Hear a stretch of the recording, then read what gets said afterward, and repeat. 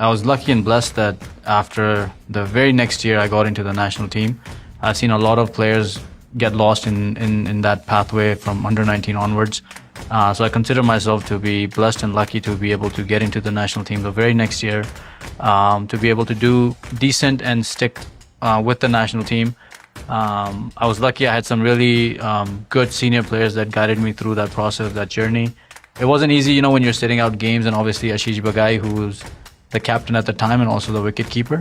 Very quickly I got into the Americas team, and then from there I got into CPL, and I think that's where my cricketing journey really took off.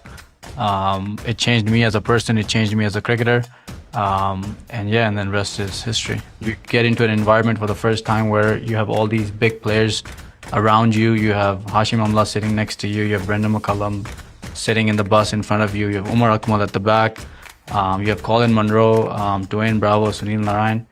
I think the first year I was a bit starstruck, but the second year when I got back, obviously the things that I'd learned from the first year was to believe in my own ability. Funny stories तो आप देखो, आप भी cricket खेले हो, funny stories तो हर team में होती हैं, हर टूर पे होती हैं, हर जगह होती हैं, लेकिन कुछ फनी स्टोरीज हैं वो बता नहीं सकते कैमरे के सामने। तो लेकिन ये वाली एक बता सकता हूँ मैं, और मैं ये भी आपको बोलूँगा कि नेक्स्ट टाइम जब साद बिन जफर सिटी में हो ना टूर्नामेंट खेलना है, तो उसके जैसा स्टोरी टेलर कोई नहीं है पूरी नेशनल टीम में। तो आप उनसे स्टोरियाँ पूछना, वो बहुत अच्छी बताएगा और बहुत अच्छे तरीके से बताएगा। और आपने थोड़ा उसको एक्स्ट्रा ऑर्डिनरी फनी करना हो तो आप सेम एपिसोड पे खुरम चौहान को बुला लेना, ये दोनों मिलके आपको बहुत फनी स्टोरी सुनाएंगे। अच्छा, going back to our funny story, national team में तो हैं काफ़ी, लेकिन एक मैं आपको बताता हूँ फरहान मलिक की। सब जानते हैं उसको, तो वो लोग ज़्यादा कनेक्ट कर पाएंगे उससे। तो जब हम टोरंटो नेशनल में साथ थे, तो वहाँ पर क्या था कि ऑब्वियसली 3-4 स्ट्रिप्स होती हैं जब आप मैच खेल रहे होते स्टेडियम में। तो सुबह जब पता लगता था कि मैच हम खेल रहे हैं, तो हम मैच देखते थे कि यार पिच कैसा खेल रही है, क्या हो रहा है, क्या नहीं हो रहा। और एक दिन पहले भी देखते थे, तो एक दिन पहले जैसे हम मैच देख रहे हैं तो फास्ट बॉलर अच्छा कर रहे हैं, तो हम कहते थे यार अच्छा हमको फास्ट बॉलर ज़्यादा चाहिए। तो मैं और शहजाद भाई टीम बनाते थे, तो अच्छा फास्ट बॉलर एक्स्ट्रा चाहिए, तो हमको स्पिनर कम चाहिए। शाहिद भाई भी एक ऑप्शन है, साथ भी एक ऑप्शन है, तो फरहान नहीं खेलेगा। तो हम मैच पे जाते थे, अगले दिन तो वो स्ट्रिप चेंज हो जाती थी, तो वो स्पिनर की स्ट्रिप हो जाती थी। तो 2 बार ऐसे हुआ कि लास्ट मिनट फरहान को टीम में डालना पड़ा, क्योंकि विकेट ही ऐसा था। अच्छा, तीसरी बार क्या हुआ कि टीम सारी सेट प्रॉपर हमने स्पिन के लिए ही पिक की थी, शाहिद भाई की बैक में दर्द शुरू हो गया। अच्छा, फरहान, हम वार्म अप कर रहे थे, तो फरहान आपको पता है सुबह सुबह कैसे होता है, तो वो वार्म अप कर रहा है ऐसे, चश्मे लगाए हुए ऐसे ढीला ढीला, उसके हाई नीज हो रही हैं, उसके पाँव भी नहीं हिल रहे।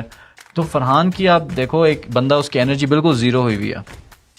और टीम हमने डिसाइड की, तो मैं भागता हुआ गया फरहान के पास, मैंने कहा रेडी हो जा, तू खेल रहा है आज। तो वो एकदम से ना मुझे ऐसे देखा, उसकी आंखें खुल गई कि अच्छा मैं खेल रहा हूँ आज। मैं कहा वो शाहिद भाई इंजर्ड हैं, तो तू खेल रहा है। तो उसका जो रिप्लाई था ना मुझे, वो ये था, मैं शाहिद भाई को रिप्लेस कर रहा हूँ।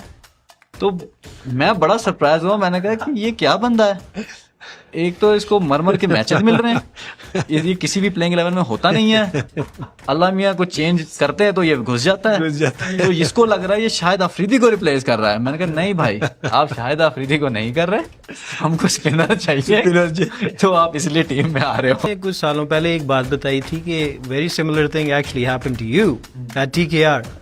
बिल्कुल ऐसे, हाँ, ये गयाना में हुआ था, सुबह का मैच था, मकलम की उस साल ना पहला साल था, उसका बैक में इशू था। तो कोच मेरे पास सुबह आया, उसने कहा कि हमजा आज तुम खेल रहे हो और तुम ओपन करोगे, मकलम नहीं खेल रहा तुम। तो आप भी मकलम को रिप्लेस कर रहे हैं?